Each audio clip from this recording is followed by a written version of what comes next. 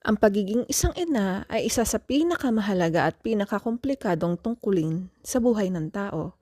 Ito ay isang walang sawang pagmamahal, sakripisyo at dedikasyon sa pagpapalaki at paghubog ng susunod na henerasyon.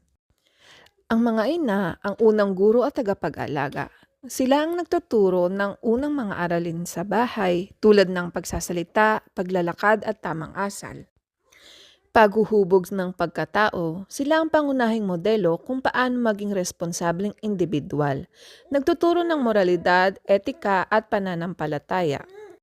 Ang pagiging ina, lalo na kung ito ay sinasabay sa ibang responsibilidad tulad ng pagtatrabaho, ay nadadala ng maraming hamon. Work-life balance, ang paghahanap ng tamang timbang sa pagitan ng pag-aalaga sa anak at pag-aasikaso sa sariling kalusugan o propesyon. Pagkapagod o maternal burnout. Ang patuloy na pagod, pag-aalala, ang invisible labor, hindi nakikitang paggawa ay maaaring magdulot ng matinding pagkaubos ng lakas. Ang mga tungkulin ay nagbabago habang lumalaki ang anak, mula sa pagpapakain hanggang sa pagbibigay ng payo sa teenage years ay pagiging kaibigan sa adulthood. Nagbibigay ng unconditional love, walang pasubaling pagmamahal at seguridad sa anak. Ipinagtatanggol ang karapatan at kapakanan ng anak sa paaralan, komunidad at maging sa sariling tahanan.